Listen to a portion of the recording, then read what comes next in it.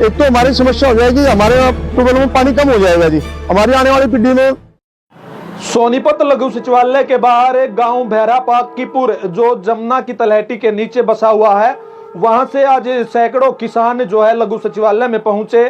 तमाम किसान जो पहुंचे उनकी मांग है कि जो बाढ़ आई उस बाढ़ के दौरान जो फसलें खराब हुई हैं उन फसलों के खराबे का जो मुआवजा है वो अभी तक किसानों को नहीं दिया गया है और उनकी कुछ और भी मांगे हैं। उन मांगों को लेकर भी हम इन किसानों से बातचीत करेंगे, वो भी आप सुनिएगा।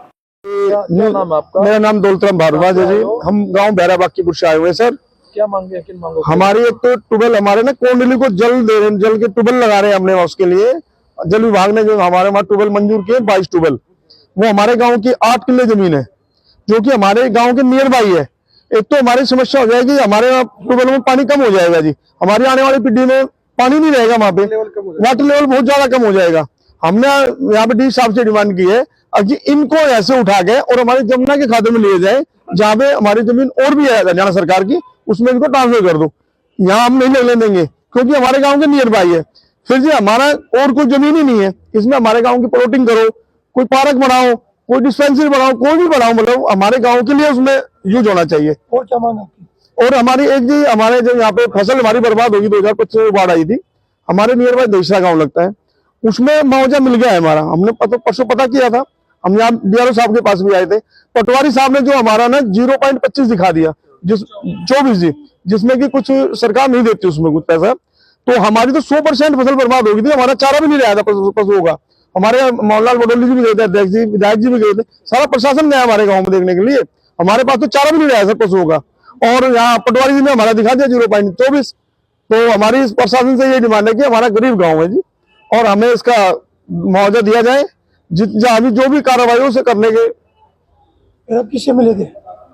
अभी डी साहब से मिले हैं और डीआरओ साहब से मिले हैं। क्या बोले? डी साहब ने हमें आश्वासन दिया है कि हम इसकी डीआरओ साहब को फॉरवर्ड किया है जी। डीआरओ साहब ने कहा है जी पोर्टल खुलेंगे तो आपकी कार्रवाई होगी, और वो पोर्टल हमारे मुख्यमंत्री जी खोल सकते हैं।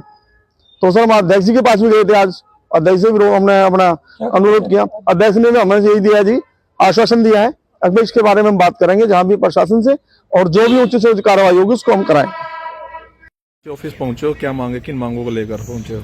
हमारा जी डीसी साहब के ऑफिस में ये मांग है कि सितंबर 2025 में बाढ़ जो आई थी यमुना नदी में, उससे हमारे गांव की 100% फसल खराब हो गई थी, जिसका कि हमें मुआवजा नहीं दिया गया, जबकि हरियाणा सरकार की तरफ से हमारे पड़ोसी गांव को मुआवजा दिया गया, गांव दहीसरा को, और हमें एक भी पैसा मुआवजे का नहीं मिला। डीसी साहब ने मिलने पर हमें बताया कि आपकी सैलाब की जमीन है, लेकिन हमारे पास जब यमुना नदी में ही सारा एरिया गांव की हमारी खुद का जमीन है, तो हम कहां से दूसरी जमीन लाए, जब सारा रकबा ही हमारा वहाँ पे है। फिर मना कर दिया आप लोगों को? हाँ जी, क्योंकि सैलाब की जमीन आपको नहीं मिलेगा। पूरी कोशिश करेंगे। जो दूसरा गांव की जमीन है उनको मिला, हमारा और दूसरा का एक जैसा ही रकबा है, वो भी जमुना के उसमें मुआवजा मिल गया? मिल गया है जिस कम से कम 60-70 घर को मुआवजा मिला है।